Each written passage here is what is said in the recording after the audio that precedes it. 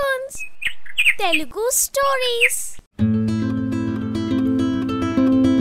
అనగనగా ఒక అడవిలో ఒక చెట్టు మీద ఒక ముసలి గ్రద్ద నివసిస్తూ ఉంది.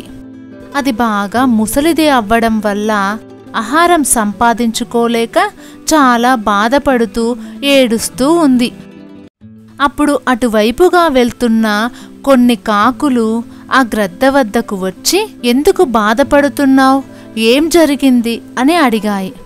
దానికి ఆ గ్రద్ద ఇలా అంటుంది, నేను చాలా ముసలిదాన్ని కావడం వల్ల నాకు ఆహారాన్ని సంపాదించుకునే శక్తి లేదు, నాకు ఎవ్వరూ పెట్టేవారు కూడా లేరు అని బాధపడుతుంది. గ్రద్ద చెప్పిన మాటలకు కాకులన్నీ బాధపడుతూ తనకి ఎలాగైనా మనం సహాయం చెయ్యాలని అనుకొని ఒక నిర్ణయం తీసుకుంటాయి.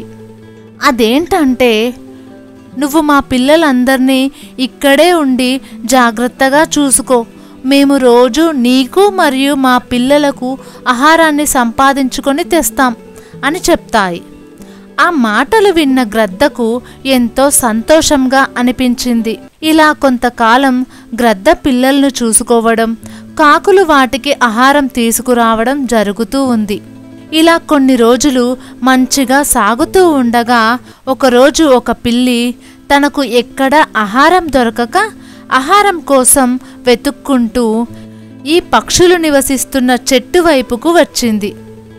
ఆ చెట్టు పైన ఉన్న పక్షిపిల్లల అరుపులు విన్న పిల్లి ఆ పక్షిపిల్లల గూడు వైపుకు వస్తూ ఉండగా ఆ పక్షిపిల్లలు పిల్లిని చూసి గట్టిగా అరవసాగాయి. అది విన్న గ్రద్ద, ఎవరక్కడ, ఎవరు ఇటువైపు వచ్చింది అన్నది. అది విన్న పిల్లికి గుండె జారినంత పనైంది. గ్రద్దను గమనించనే లేదు. ఈ గ్రద్దకు నేను దొరికిపోయాను, నా పనైపోయింది అని అనుకుంది. ఇంతలో గ్రద్ద, ఎవరంటే పలుకరేమి, ఎవరో చెప్పకపోతే చంపేస్తాను అంది గ్రద్ద. అది విన్న పిల్లి ఎలాగైనా గ్రద్ద నుండి ఏవో మాయమాటలు చెప్పి తన ప్రాణాలను రక్షించుకోవాలని అనుకుంది. వందనాలు, నేను ఒక పిల్లి. ఓహో, నువ్వా కపటపు మార్జాలమా, పక్షిపిల్లలను తినడానికే వచ్చావా, నీవు బ్రతకడానికి వీల్లేదు, నిన్ను ఇక్కడే చంపేస్తాను అంది. దానికి పిల్లి, ఓ దయామయ, నేను పిల్లి జాతిలో పుట్టిన పాపానికి నన్ను చంపేయండి, కానీ ఒకసారి నా మాట విని ఆ తర్వాత నన్ను చంపేయండి. నేను మాంసాహారాన్ని విడిచి దేవతారాధన చేస్తూ గుడిమెట్లపై నా జీవనం సాగిస్తున్నాను.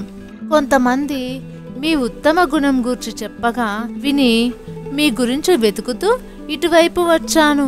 మీ వద్ద ఎన్నో మంచి విషయాలు నేర్చుకుందామని, నేను మీ అంత గొప్పవాణ్ణి అవ్వాలని ఇటువైపు వచ్చాను. నన్ను నమ్మండి, మీ శిష్యునిగా చేసుకొని నాకు జ్ఞానాన్ని ప్రసాదించండి అంటుంది. అది విన్న గ్రద్ద పిల్లి మాయమాటల్ని నమ్మింది. పిల్లి రోజూ రావడం, ముసలి గ్రద్దతో ముచ్చటించి వెళ్ళడం జరుగుతూ ఉంది. కానీ కపటపు పిల్లి గ్రద్దకు అనుమానం రాకుండా రోజుకొక పక్షి పిల్లను చంపి నోట కరుచుకొని దూరంగా వెళ్ళి తిని వాటి వెముకలను గ్రద్ద గూటిలో వెయ్యసాగింది. గ్రద్దకు చూపు మందగించడంతో ఇదంతా గమనించలేకపోయింది. రోజురోజుకు పక్షి పిల్లలు ఒక్కొక్కటిగా తగ్గటంతో ఏం జరుగుతుందో అర్థం కాక, ఏమవుతున్నాయి మన పిల్లలన్నీ, ఎక్కడికి వెళ్ళిపోతున్నాయి, ఎవరు తీసుకెళ్తున్నారు, ఎవరు తింటున్నారు అని బాధపడుతూ అటు ఇటు వెతకటం మొదలుపెట్టాయి. అలా వెతుక్కుంటూ గ్రద్ద దగ్గరకు వచ్చాయి.